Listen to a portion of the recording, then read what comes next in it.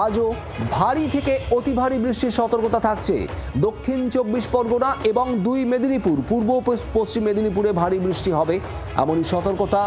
আর একই সঙ্গে কলকাতাতেও ভারী বৃষ্টির হলুদ বা কমলা সতর্কতা। আজ কলকাতায় দিনে বিভিন্ন সময় মাঝারি বৃষ্টি হবে, বৃষ্টি হতে পারে 100 মিলিমিটার পর্যন্ত। উত্তরবঙ্গে রবিবার ঝড় বৃষ্টির পরিমাণ বাড়বে।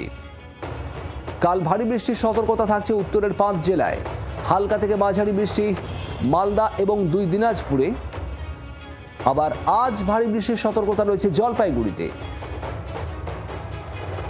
অয়ন ঘোষাল আমাদের প্রতিনিধি রয়েছেন সরাসরি। অয়ন, তার মানে দক্ষিণ থেকে উত্তর সব জায়গাতেই ভারী বৃষ্টির পূর্বাভাস থাকছে আগামী কয়েকদিন।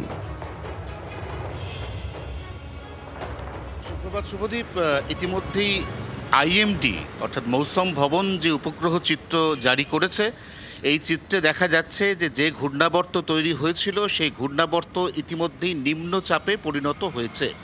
এই নিম্নচাপের এখনো পর্যন্ত যা অভিমুখ, তাতে এটা পশ্চিমবঙ্গ বাংলাদেশ লাগোয়া বঙ্গোপসাগর থেকে পশ্চিমবঙ্গের দক্ষিণ 24 পরগনা দিয়ে প্রবেশ করে তারপর পূর্ব মেদিনীপুর, পশ্চিম মেদিনীপুর, ঝাড়গ্রাম এবং সেই ঝাড়গ্রাম থেকে সামান্য পুরুলিয়া ছুঁয়ে সোজা চলে যাবে ঝাড়খণ্ডের দিকে।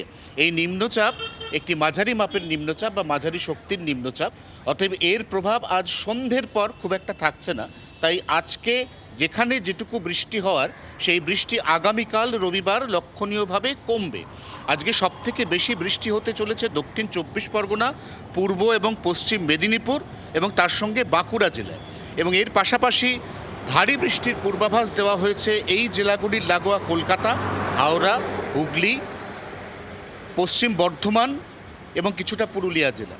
এবং এই বৃষ্টিপাতের পরে আজকে অনেকটাই সন্ধ্যের পর থেকে যেমনটা বলছিলাম যে বৃষ্টিপাতের পরিমাণ কমবে।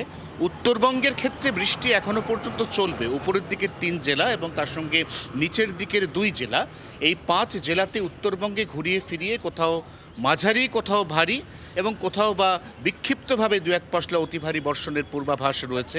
সার্বিকভাবে বুধবারের পর থেকে 2 বঙ্গেই লক্ষণীয়ভাবে কমবে বৃষ্টিপাতের পরিমাণ। বৃহস্পতি এবং শুক্রবার রাজ্যের কোনো জেলায় কার্যত সেই অর্থে কোনো সতর্কতা থাকছে না। ধন্যবাদ।